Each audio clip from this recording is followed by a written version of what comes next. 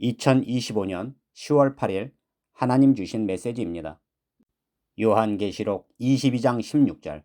나 예수는 교회들을 위하여 내 사자를 보내어 이것들을 너희에게 증언하게 하였노라. 나는 다윗의 뿌리요 자손이니 곧 광명한 새벽별이라 하시더라. 오늘 기도 가운데 저는 당근 마켓에 당근이라는 소리를 들었습니다. 그리고 핸드폰으로 당근 마켓을 확인하는 사람을 보았습니다. 그런데 그는 당근으로 거래도 하지 않았는데 거래에 감사합니다 하고 매너 온도도 무척 높은 사람이었습니다. 그리고는 거래 선호도가 최고예요 라고 뜨는 것이었습니다. 그러자 그가 자신은 당근을 잘 하지 않음에도 온도도 높고 또 거래도 하지 않았는데 최고라고 평가하기에 이상하다 여겼습니다. 그런데 얼마 지나 또 핸드폰에서 당근 소리가 들렸고 그는 또 핸드폰을 확인해 보았습니다. 그런데 또 거래도 없음에도 거래한 것처럼 온도도 높아지고 평가도 계속 당신은 최고라고 뜨는 것이었습니다. 그래서 그는 왜 이런 오류가 있지? 하고 이상하게 여겼습니다. 그런데 그 이후로도 계속 당근 했고 살펴보면 거래도 없었는데 높은 온도에 최고로 기록되는 것이었습니다. 그러자 그가 이 당근 마켓이 뭔가 잘못되었음을 알고 자신의 핸드폰에서 아예 지워버리고 삭제시키는 것이었습니다. 당신은 오늘 하나님께서 주신 이 뜻에 대해 해석이 되시는지요? 저 또한 당근 마켓에 대한 뜻을 왜 주시는지 몰라 이 뜻에 대해 풀어 알려주시기를 간구하였습니다. 그러자 이 뜻을 풀어주셨는데 한국의 많은 교회들이 중고거래 당근 마켓과 같이 장사를 하듯이 거래를 하며 성도들이 하나님과 거래가 없음에도 당근 하며 거짓으로 알리고 성도들이 죄가 많고 그 죄에 대해 회개하지 않음에도 신앙이 뜨거운 사람으로 표현하며 최고라고 거짓으로 알리기에 핸드폰에서 당근 마켓을 지워버리고 삭제하듯이 한국 교회가 지워지고 사라지게 될 뜻을 주심이셨습니다. 당신의 교회는 어떠합니까? 당신의 죄가 세상에 가득함에도 죄에 대해 가르치지 아니하며 매주 달콤한 설교로 당신에게 당근만 주는 교회는 아닌지요?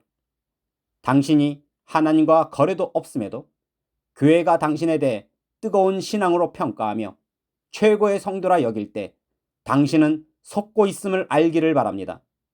그리고 그러한 교회가 당근 교회임을 알기를 바랍니다. 그리고 저는 한 동물원을 보았는데 한 우리에 여러 사자들과 호랑이들이 함께 살고 있었습니다. 그런데 내가 호랑이 한 마리를 보니 이 호랑이는 자신이 동물원에 갇혀 사는 것이 싫었고 자신을 구경하는 사람들에 대해 분노를 느끼고 있었습니다. 그러함에 구경 온 사람들에게 발톱을 드러내고 크게 울부짖으며 사람들을 잡아먹을 듯이 덤벼들었습니다. 그러자 그 우리 안에 있던 사자 우두머리가 그 호랑이를 보고 관람객들에게 해코지하지 말라고 경고하였습니다. 그러함에도 이 호랑이는 뭐가 불만인지 늘 심기가 불편했고 관람객들에게 발톱과 이빨을 드러냈습니다. 그러자 그렇게 경고했음에도 말을 듣지 않자 우두머리 사자가 그 호랑이를 혼쭐을 내주는 것이었습니다. 그런데 그렇게 우두머리 사자에게 혼쭐이 났음에도 그 호랑이는 여전히 관람객들에게 함부로 대했고 늘 발톱과 이빨을 드러내며 으르렁거리는 것이었습니다. 그러자 우두머리 사자가 더 이상은 안 되겠다 생각했는지 그 호랑이를 혼쭐을 내주고 물고 한쪽 구석으로 몰았고 그 구석에서 결코 나오지 못하게 막는 모습이었습니다. 그러함에 그 호랑이는 더 이상 관람객들 앞에 서지 못했고 구석 끝에 쭈그리고 우두머리 사자의 눈치만 살피는 모습이었습니다.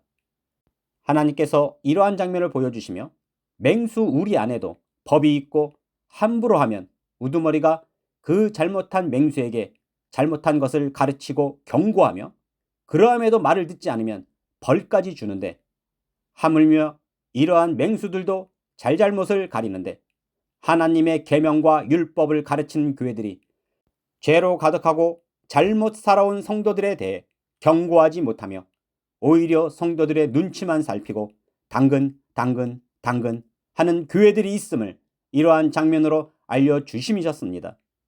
당신의 교회는 어떠합니까? 성도들의 죄에 대하여 선포하며 회개를 부르짖습니까?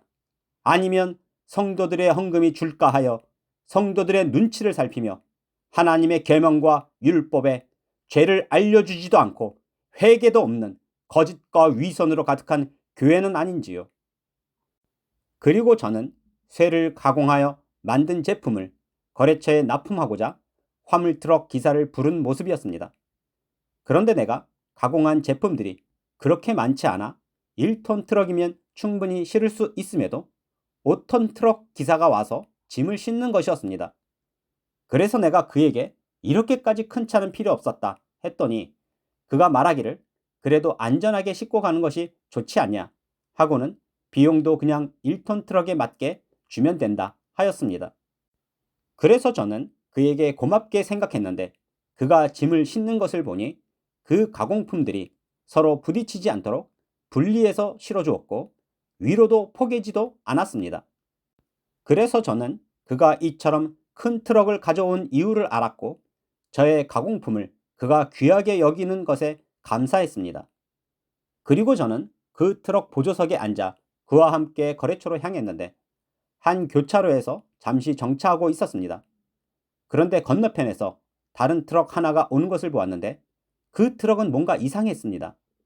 그래서 보니 뒷바퀴 브레이크가 고장이 나서 굉음을 내고 있었고 그 트럭 뒤로는 쓰레기차가 연결되어 쓰레기차를 끌고 오고 있었으며 그 트럭 화물칸에는 커다란 트랙터가 실려 있었는데 황당하게도 그렇게 큰 트랙터가 실려 있음에도 밧줄로 묶지 않아 무척 위험해 보였습니다.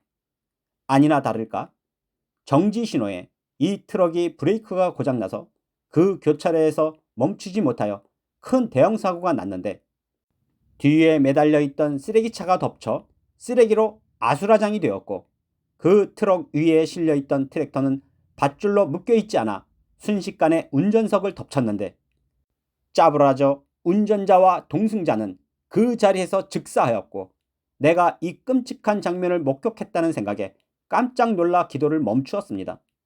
그리고 얼마나 놀랬는지 한참을 가슴을 쓸어내리며 안도해야만 했습니다.